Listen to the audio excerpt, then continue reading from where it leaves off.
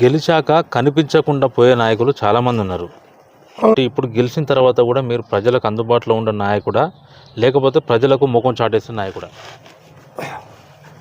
నేను ప్రజలకు ముఖం చాటేసే నాయకుని అయితే నా భార్య కానీ 2 సార్లు కౌన్సిలర్గా గెలవబోవు, నేను ఒక సింగిల్ విండో చైర్మన్ కాకపోతాను.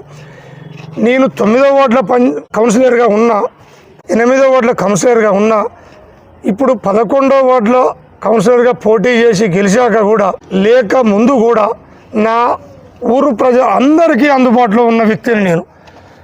మీరు ఎక్కడ తెలుసుకోండి, ఏ ప్రజలను అడగండి, ఎవరినైనా అడగండి. ఇప్పుడు 11వ వార్డు ప్రజలకు కూడా ఆ ప్రజలు నా వార్డు ప్రజలని భుజాల మీద వేసుకొని బాధ్యత తీసుకొని పని చేస్తాను. లేదు అంటే వాళ్ళు నా ఇంటికి వచ్చి గల్లబట్టి అడిగే దమ్ము ఉంటుంది. ఆ అవకాశం రానియకుండా చూసుకునే వ్యక్తిని.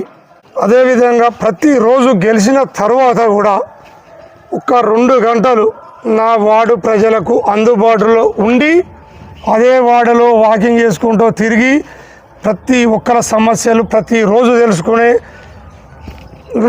నాకు ఇదివరకు అలవాటు ఉంది. ఆ వార్డులలో ఇప్పుడు కూడా అదేవిధంగా తిరిగి అందుబాటులో ఉంటా. ఏదైనా ఎమర్జెన్సీ పనులు పడి హైదరాబాద్కో ఎమ్మెల్యే దగ్గరకో పోయినా కూడా మళ్ళీ వచ్చి ప్రజలను కలుసుకుంటా. అదేవిధంగా ఫోన్ కూడా ఎత్తకుంటుండే వ్యక్తిని కాదు. తప్పకుండా ఒక మిస్ కాల్ ఉంటే ఫీడింగ్ లేని నెంబర్ కూడా ఫోన్ చేసి మాట్లాడే వ్యక్తిని. నా ప్రజలకు ఎల్లవేళలా అందుబాటులో ఉండడానికి సిద్ధంగా ఉంటా కూడా.